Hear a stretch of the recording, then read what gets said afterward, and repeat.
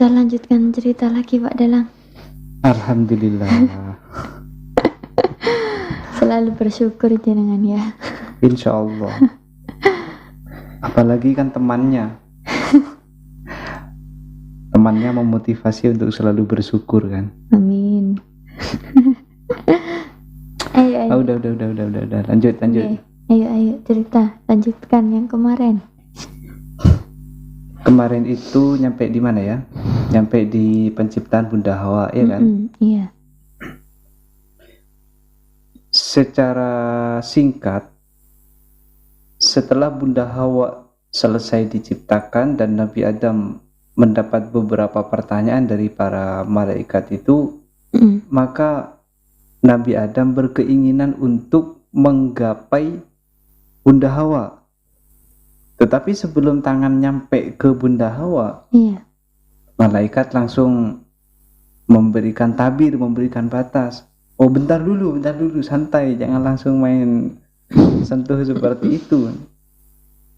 Kata para malaikat, kalau jenengan pengen menyentuh Sayyidah Hawa atau Bunda Hawa, maka harus selesaikan dulu syaratnya. Anda harus menunaikan syaratnya. Maka Nabi Adam bertanya, apa syaratnya? Syaratnya yaitu adalah Anda harus membayar mahar. Kemudian Nabi Adam bertanya, maharnya itu apa? Maharnya yaitu adalah membaca sholawat. Di dalam kisahnya atau di dalam kitabnya Imam As-Sa'labi dikatakan bahwa jumlah sholawat yang harus ditunaikan oleh Nabi Adam yaitu adalah sebanyak 3 kali. Tetapi di dalam I'anatul Thalibin itu seingat saya, tapi bisa dicek nanti, bahwa Nabi Adam itu disuruh membayar mahar 100 sholawat. Hanya saja cara beliau membayarnya itu tidak dibayar secara kontan, secara tunai, nyicil ajal. Oleh karena itu ulama fiqh memberi satu kesimpulan bahwa ternyata mahar itu boleh dibayar nyicil, muajal. Saya terima nikahnya dengan mas kawin 10.000 dibayar nyicil, boleh seperti itu. Maka singkatnya di kisah selanjutnya yaitu adalah kisah prahara yang terjadi antara Nabi Adam beserta Bunda Hawa versus iblis. Versus iblis. Dikisahkan di saat Nabi Adam sudah dinyatakan sah sebagai warga surga, maka iblis merasa cemburu, merasa hasud, dengki. Kata si iblis, ya wailah, atau mungkin dalam bahasa kita, bahasa yang lebih keren loh ya, ini tidak bisa dibiarkan ini. Alasannya iblis mengatakan demikian karena kata iblis, saya itu sudah beribadah pada Yang Maha Kuasa dari masa ini ke masa itu. Sekitar 1000 tahun lamanya saya beribadah. Sampai saat ini pun saya juga belum dimasukkan ke dalam surga. Tiba-tiba Yang Maha Kuasa ada warga baru langsung dimasukkan ke dalam surga. Yakni Nabi Adam maksudnya. Ini tidak bisa dibiarkan. Ini harus segera diatasi permasalahan ini. Katanya dulu iblis di surga tempatnya. Di mana? Di kitabnya Ibnu Katsir kalau saya tidak salah ya. Di kitabnya Ibnu Katsir itu ada beberapa pendapat terkait surga yang dijadikan tempatnya Nabi Adam. Kemudian surga yang sering dihinggapi oleh iblis ini, kalau saya tidak salah, nanti bisa dicek langsung ke kitabnya Ibnu Katsir itu atau kitabnya Imam Asy-Sya'rawi itu. Ternyata surga yang ditempati oleh Nabi Adam dan surga yang dihinggapi oleh iblis itu adalah surga-surga yang memang diciptakan khusus untuk mereka menjalani kisah ini, untuk menyelesaikan rentetan cerita ini gitu. Artinya apa? Artinya kisah mereka itu bukan terjadi di surga seperti Jannatul Ma'wa, enggak, bukan, tetapi surganya adalah surga imtihan, surga yang diciptakan untuk menjalani proses prahara ataupun cobaan-cobaan yang harus dilalui oleh Nabi Adam. Nanti bisa dicek bareng-bareng di kitabnya Ibnu Katsir atau Imam Asy-Sya'rawi.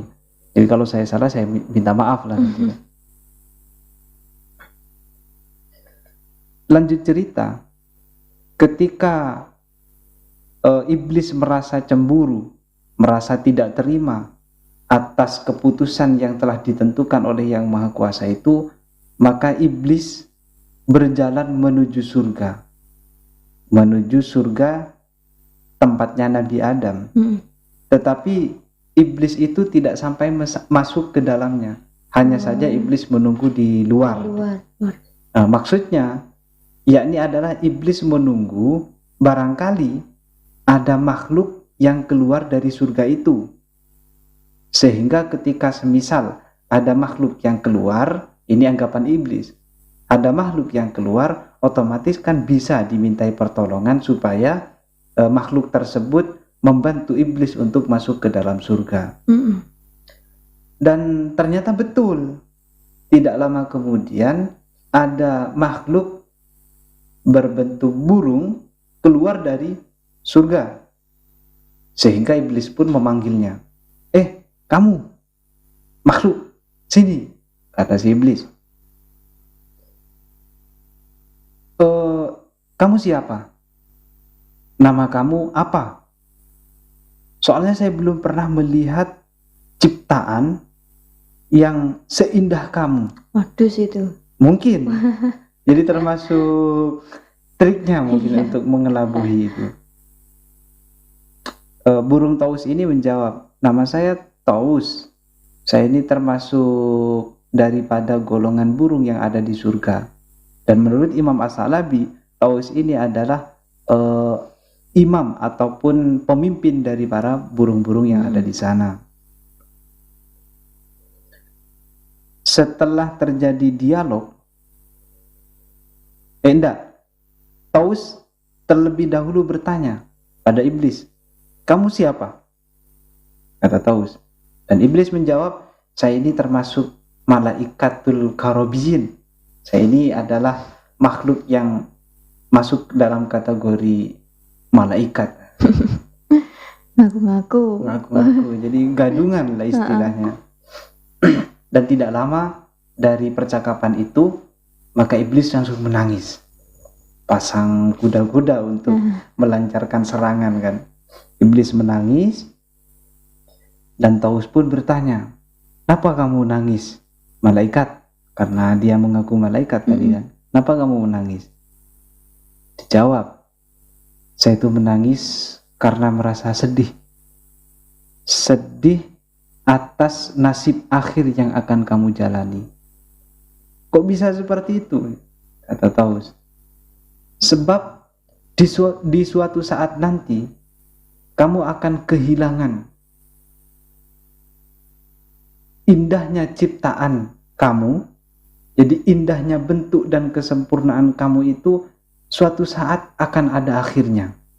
Bahkan seluruh makhluk yang ada di dunia pasti akan ada akhirnya, kecuali mereka yang telah memakan syajaratul khuldi. Kata iblis. Taus penasaran, syajaratul khuldi itu ada di mana? Saya ingin untuk memakan syajaratul khuldi. Dan iblis menjawab, Oh tenang, kalau masalah itu saya tahu tempatnya. Jadi saya punya petanya sudah. Yang penting kamu bisa memenuhi persyaratannya, nanti saya kasih tahu. Silahkan kamu makan syajaratul khuldi itu, kata si iblis. Apa syaratnya? Sebutkan saja. Iblis menjawab, syaratnya yaitu adalah kamu harus membantu saya supaya saya nanti bisa masuk ke dalam surga. Tempatnya Nabi Adam itu ada. Dan Taus merasa keberatan. Oh enggak bisa dong. Kalau urusan itu enggak bisa, karena tidak semua makhluk dapat dipersilahkan ke dalam surga. Hanya makhluk-makhluk tertentu yang diridhoi oleh Allah Subhanahu wa taala baru bisa masuk ke dalam surga. Oh, intinya kamu tidak bisa membantu saya. Kalau saya pribadi tidak bisa, kata Taus. Gampang, kata iblis. Saya punya kenalan orang dalam. Jabatannya sebagai khodim atau sebagai pelayan Khalifatullah, sebagai pelayan Nabi Adam. Kamu temui pelayan itu, siapa tahu kan mau membantu kita. Kalau sampai dia mau membantu kita, otomatis kita akan menjadi makhluk yang kekal abadi, kata si iblis. Memangnya pelayan itu siapa? Pelayan itu adalah ular. Cepat kamu temui dia, kata si iblis. Singkat cerita, burung Taus pun langsung bergegas menemui si ular. Dan setelah bertemu burung Taus bercerita kepada ular bahwa di luar sana ada malaikat punya inisiatif seperti ini, punya ide-ide seperti ini. Sekarang kamu temui, kata Taus pada si ular. Dan ular pun langsung mengiyakan, siap, saya temui sekarang juga. Nah, setelah itu maka berangkatlah si ular untuk menemui iblis yang katanya adalah malaikat. Dan setelah bertemu terjadilah dialog di antara keduanya, antara ular dan iblis. Singkat cerita, ular bertanya, benar kamu katanya malaikat dan punya peta yang bisa menjadi petunjuk di mana syajaratul khuldi itu berada, kata si ular. Iblis pun mengiyakan, iya betul, saya ada petanya, saya tahu di mana tempatnya. Yang penting syaratnya satu, hantarkan saya masuk ke dalam surga. Dan ular sebetulnya merasa keberatan. Sebab kata ular begini, oh kalau urusan itu tidak bisa dong. Sebab seandainya nanti kamu masuk ke dalam surga dan bertemu dengan malaikat Ridwan, otomatis kamu akan ditendang. Tidak bisa. Hanya orang-orang khusus atau makhluk-makhluk khusus yang bisa masuk ke dalam surga. Dan iblis pun tetap melancarkan ide-idenya. Oh tenang, kalau urusan itu mudah. Sakti iblis. Sakti, kamu tidak usah meragukan kesaktian saya sudah bertapa.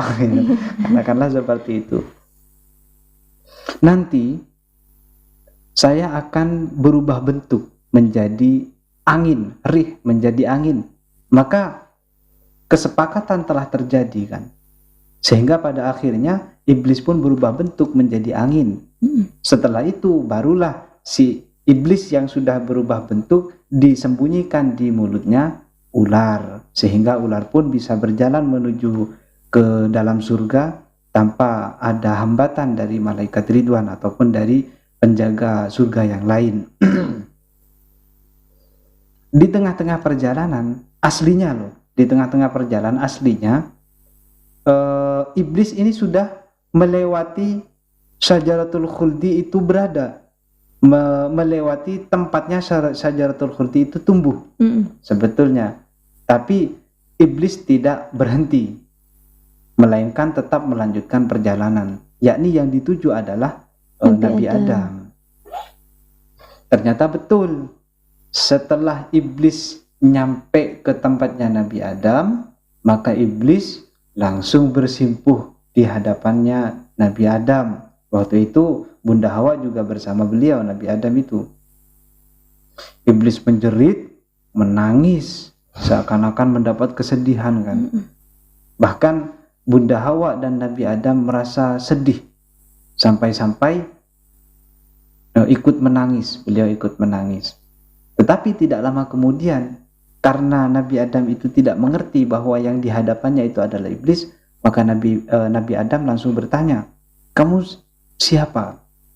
Kata Nabi Adam, "Saya itu malaikatul karobin." Jadi saya ini termasuk bagian dari kelompok malaikatul karobin. "Dan kenapa kamu menangis?" Kata Nabi Adam lagi, "Saya menangis karena saya merasa sedih, kasihan sama kalian." Loh, kok bisa? Soalnya di suatu saat nanti kalian akan bertemu dengan kematian, dan kalian berdua akan dipisahkan oleh kematian itu. Bahkan kenikmatan yang kalian rasakan, kemuliaan yang kalian miliki, suatu saat hanya akan tinggal ceritanya saja. Kata si iblis. Enak kayaknya iblis ini dalam merayu itu enak. Saya bayangin aktingnya luar biasa. Sepertinya iya, sepertinya. Ya kayak di film-film. Iya. Maka ucapan si iblis tadi langsung membekas. Jadi Nabi Adam dan Bunda Hawa terngiang-ngiang dengan ucapan si iblis. Sehingga iblis tidak mau berpanjang lebar, maka ia langsung pergi dari hadapannya Nabi Adam dan Bunda Hawa. Maksudnya iblis ini ingin mengintipkan kira-kira reaksinya Nabi Adam dan Bunda Hawa itu apa setelah saya menyampaikan hal itu. Jadi menurut iblis seperti itu. Jadi bisa dikatakan iblisnya seperti ini gitu. Sambil mengintip dari kejauhan. Mungkin iblis tidak sabar menunggu keputusan daripada Nabi Adam dan Bunda Hawa, maka iblis langsung menemui Bunda Hawa lagi dan Nabi Adam. Kata iblis, "Cok kesuwen, rasa kesuwen. Kamu gak usah terlalu lama kalau rembukan. Langsung makan saja Syajaratul Khuldi, yang sajarah ini akan menjadikan kalian sebagai makhluk yang kekal abadi. Bahkan kalian nantinya bisa menjadi malaikat loh. Makan saja, gak usah banyak pikir," kata si iblis. Setelah dilihat, ternyata pohon yang ditunjuk oleh iblis adalah pohon yang terlarang untuk mereka berdua. Sehingga Nabi Adam menolak pada iblis. Kalau pohon itu, saya mohon maaf, saya tidak bisa memakannya. Karena pohon ini adalah pohon yang terlarang bagi kami. Dan yang melarangnya adalah yang maha kuasa, saya tidak mau. Iblis lagi-lagi mendesak kan. Kau asawakmu diomongi wangel. Kalau dalam bahasa Jawa mungkin seperti itu. Kamu itu kok ngeyel sih? Demi Tuhan, kata iblis, saya ini bilang seperti itu karena saya merasa kasihan. Saya ini bermaksud baik, punya niat baik sama kalian. Akhirnya mungkin sebagaimana yang dikatakan oleh ulama ahli balaghah itu, bahwa di dalam perkataan ada sihirnya mungkin. Bahwa sihir yang tanpa mantra itu adalah kan perkataan kan. Sehingga dengan demikian Nabi Adam dan Bunda Hawa pun seketika langsung memakan syajarah yang terlarang ataupun syajaratul khuldi, kata si iblis. Apalagi tadi iblis menggunakan kata billahi. Iya. Memang betul, kenyataannya demikian. Artinya Nabi Adam itu memiliki keyakinan bahwa makhluk yang sudah bersumpah menggunakan nama Tuhan, maka tidak mungkin untuk berbohong. Di dalam keyakinan Nabi Adam demikian. Makanya Nabi Adam tanpa berpikir panjang langsung dimaem kan. Demikianlah kisah yang diungkapkan oleh Imam As-Salabi. Tetapi kisah tersebut dilanjutkan oleh Imam At-Tabari, di mana Imam At-Tabari mengatakan bahwa setelah Nabi Adam selesai memakan Syajaratul Khuldi, yang katanya Syajaratul Khuldi menurut iblis itu, maka Tuhan langsung berkata, kenapa kamu makan syajarah itu wahai Adam? Soalnya saya disuapin sama ini. Maksudnya adalah Bunda Hawa kan. Terus Tuhan bertanya lagi pada Bunda Hawa, kenapa kamu makan itu? Soalnya saya disuruh sama ini. Maksudnya adalah ular. Setelah Tuhan bertanya pada ular, nah kamu kenapa kok menyuruh Hawa memakan buah-buahan itu atau pohon itu? Soalnya saya juga diperintah sama ini. Maksudnya adalah iblis. Langsung Tuhan itu bodoh kabeh, sekongkol. Jadi mal'unun ma'dzuro kalau saya tidak salah menghafal kalimatnya ya. Sekongkol kalian ini. Setelah seperti itu, maka Tuhan langsung menunjuk pada Bunda Hawa, untuk kamu Hawa, karena kamu telah berani mengeluarkan getahnya pohon itu, maka sebagai balasannya kamu pun akan mengeluarkan getah di setiap bulannya. Getah yang dimaksud yaitu adalah darah dalam istilah kita. Sebetulnya sebagai akibat dari Nabi Adam dan Bunda Hawa memakan syajarah yang terlarang, sebetulnya ada 10 poin. Cuman yang 10 poin itu bisa kita lanjutkan di beberapa pertemuan berikutnya untuk mengefisienkan waktu kan. Dan satu hal yang harus kita ingat, bahwa sebetulnya syajarah yang dimaksud itu ulama belum ada yang mengatakan syajaratul khuldi. Dari keterangan yang saya baca loh ya, ulama belum ada yang mengatakan bahwa syajarah yang dimaksudkan di dalam Al-Quran itu adalah syajaratul khuldi, tidak. Tetapi ulama memiliki pendapat lain bahwa syajarah yang dimaksudkan yaitu adalah, ada yang mengatakan syajaratul ilmi, ada yang mengatakan syajaratul kapur, ada yang mengatakan subulah, ada yang mengatakan hindoh itu gandum, ada yang mengatakan al-karma itu apa? Anggur, ada yang mengatakan pohon anggur. Tetapi yang jelas ulama yang saya ketahui belum ada yang mengatakan syajaratul khuldi, yang artinya istilah syajaratul khuldi atau pohon khuldi, atau yang mungkin kita kenal dengan buah khuldi, itu mungkin adalah istilahnya iblis. Makanya iblis kan mengatakan syajaratul khuldi. Syajaratul khuldi istilahnya iblis, yang dimaksud yaitu adalah syajarah yang terlarang oleh Yang Maha Kuasa. Pun